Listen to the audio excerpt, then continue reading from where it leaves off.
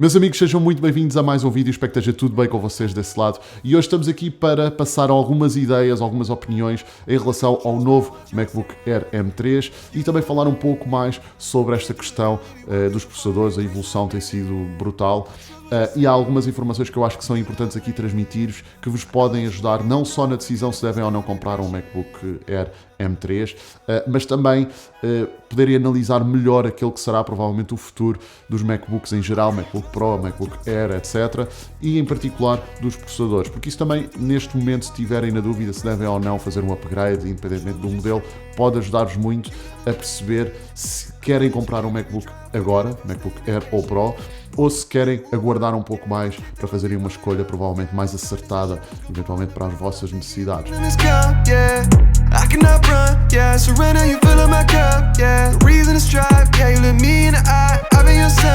Mas pronto, começando pelo início e falando aqui do MacBook Air, e estou a olhar aqui para o lado, porque por acaso trouxemos aqui o MacBook Air, precisamente o M2, que essencialmente é um MacBook que nós também já trouxemos aqui ao canal há cerca de um ano para fazer review, e é um produto absolutamente inacreditável. Do ponto de vista do design, que obviamente é um bocado subjetivo, há pessoal que vai preferir o modelo antigo, eu prefiro este sem sombra de dúvida. Nunca fui muito fã, já disse isto várias vezes, do primeiro modelo. Acho que foi uma coisa muito groundbreaking, foi incrível na altura. Estamos a falar de um computador que saiu em 2008, 2009, se não estou em erro. Foi sofrendo algumas alterações de design, foi melhorando o design e alguns aspectos técnicos, naturalmente, mas em termos de design, aquele modelo afunilado nunca foi muito a minha praia, nunca gostei muito, mas eu percebo que muita gente goste e que tenha agora algum saudosismo, por assim dizer, em relação a esse modelo, porque esta semana também, a propósito, marca o fim, o término desse design e, portanto, já não é possível comprar por parte da Apple novo um MacBook Air desse design. Portanto, todos os MacBooks agora vêm com este design mais quadrado, mais boxy, tal e qual como temos nos MacBook Pros, e como eu estava a dizer, é extremamente competente, é muito superior, por exemplo, em termos de desempenho geral, do que o nosso MacBook Pro 16 polegadas com o processador Intel, e isso deixa-nos aqui algo perplexos, até de certa forma, pelo menos a mim, porque estamos a falar de um portátil que não tem cooling ativo, ou seja, não tem ventoinhas, é uma caixa completamente estanque, fechada, e que, obviamente, pelo material em si já tem alguma capacidade de dissipação de temperatura, mas não deixa de ser realmente aqui prova de uma arquitetura altamente eficiente e eficaz por parte também aqui do processador, que obviamente vos entrega uma performance fenomenal, sem necessariamente ter que ter um cooling muito, digamos, ativo ou muito exagerado, vamos dizer assim, porque no fundo é o cooling que acaba por fazer do MacBook Pro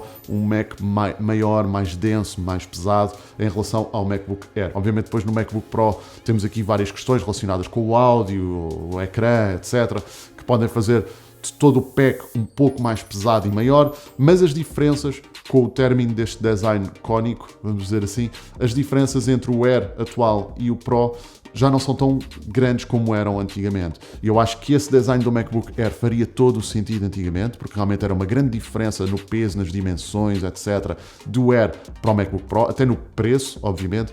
Hoje em dia eu já não vejo isso acontecer. Aliás, dependendo da forma como vocês, por exemplo, equiparem o MacBook Air, pode ficar ali a uma diferença de 100 ou 200 euros para o MacBook Pro. Mas em modo geral, aquilo que eu vos posso dizer é que o M2 já era altamente capaz. Não acho, digo desde já, que vale a pena fazer um upgrade do M2 para o M3 Air, acho que não faz muito sentido, apesar de que neste novo processador M3 temos uma coisa que vem fazer uma grande diferença, que é digamos que um departamento do processador dedicado a processamento de Ray Tracing, que, como sabem, é muito importante para modelos 3D, quer seja para gaming, para desenvolvimento de aplicações, de jogos, o que quer que seja. E se calhar pegando aqui numa analogia, por exemplo, numa cozinha, se vocês tiverem uma cozinha com 5 pessoas a trabalhar, é o mesmo comparar uma cozinha com 5 pessoas a trabalhar que fazem de tudo um pouco, ou 5 pessoas que estão responsáveis por servir, sei lá, sopas, pratos principais, etc., e depois terem uma equipa especializada em sobremesas. O que é que eu quero dizer com isto? Tem uma equipa que está consecutivamente sempre a trabalhar naquilo que são os pedidos mais frequentes, e uma pequena equipa à parte que está responsável por um pedido muito específico. Portanto, essa equipa que trabalha para sobremesas não vai apoiar a outra equipa. E é aqui que eu quero fazer-vos perceber que é, realmente, a nível gráfico, vocês podem ter um desempenho muito melhor com este M3 e, portanto, quando falamos de um desempenho muito melhor, não é necessariamente, por exemplo, na edição de vídeo, mas para quem, por exemplo, joga ou para quem, por exemplo, faz rendering 3D e etc., com alguma complexidade e que utilize Ray Tracing, etc., aí sim entra a tal equipa especializada que, nesta analogia eu estava a referir que era a equipa de 3 pessoas que faz as sobremesas, entra então esta equipa de 3 pessoas que está focada em sobremesas ou que está focada no desenvolvimento do Ray Tracing, e é por isso que nós conseguimos no M3 ter um desempenho tão superior em relação a um M2. Não é necessariamente na maior parte dos trabalhos, mas é num trabalho específico. E isto leva-me ao próximo ponto, que eu acho que é importante também aqui elaborar em relação aos Macs em geral, não só no MacBook Pro, no MacBook Air, etc. É que eu acho que todos nós, de alguma forma, já percebemos que o desenvolvimento destes processadores tem sido absolutamente incrível. Ou seja, o desempenho que nós temos é completamente de loucos. E, aliás, começamos por falar precisamente deste modelo, que é perfeito para este exemplo, porque estamos a falar de um modelo que normalmente era apontado como sendo um modelo base, com muito menos performance, que servia apenas sei lá, consulta de e-mails, de pesquisa no browser, no Safari, etc. E hoje em dia é uma máquina perfeitamente capaz que eu poderia, sem sombra de dúvida, utilizar aqui para editar os meus vídeos aqui para o YouTube, etc. Independentemente do peso dos ficheiros que eu utilizo. Portanto, chegou a este nível. E muitos de vocês, tal como eu, já devem ter pensado como é que será o futuro destes processadores, porque a Apple parece estar a dar tudo, as cartas todas, a performance destes processadores não encontram em processador nenhum no mundo, em termos de consumo, pelo menos. Ou seja, computadores, o que quer que seja, vocês não encontram nada como isto, não existe. E portanto a Apple está a entregar tudo, o que nos deixa assim um pouco incrédulos, porque na verdade, enfim, a evolução tecnológica pressupõe sempre guardar algumas cartas para ir lançando à medida que as coisas vão sendo desenvolvidas, precisamente para também forçar as pessoas a fazerem upgrade. Mas a Apple, por outro lado, também já manifestou aqui aquilo que será provavelmente a intenção e o futuro da tecnologia nestes processadores, que será precisamente trabalhar com departamentos. Ou seja, nós temos um processador que tem um GPU, aquilo que é responsável pelo processamento gráfico de tudo aquilo que vocês estejam a trabalhar, e depois temos pequenos departamentos que são responsáveis por trabalhos particulares, processamento de Ray Tracing, no futuro também processamento de inteligência artificial das mais diversas formas, no futuro o processamento de outra coisa qualquer, e portanto eu acho que é por aqui que os processadores vão evoluir, e por isso é que eu no início do vídeo achei tão importante vocês terem isso em consideração, porque se calhar vocês já estão a pensar trabalhar numa coisa mais à frente de si, parem-se ao mercado e ainda não têm o processador ideal para isso que vocês estão a pensar fazer, e se calhar a Apple terá essa oferta no futuro próximo, a nível de processamento. Ou seja, vocês agora têm um processador com um GPU muito forte, que serve a maior parte das pessoas, mas com o extra do Ray Tracing por causa do gaming e por causa do 3D, etc.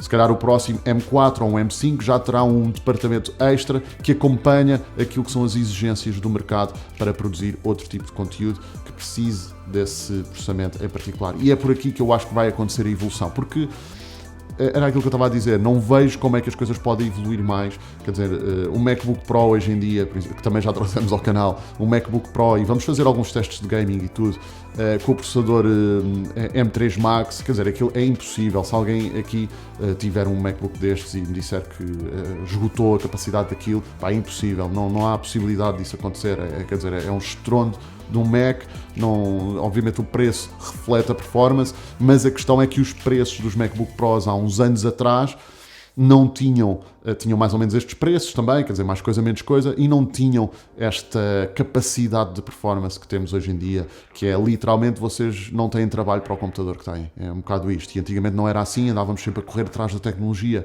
para conseguirmos fazer mais e melhor. Hoje em dia é completamente o contrário, vocês por mais e melhor que tentem fazer, não conseguem chegar ao fim da performance de um computador destes.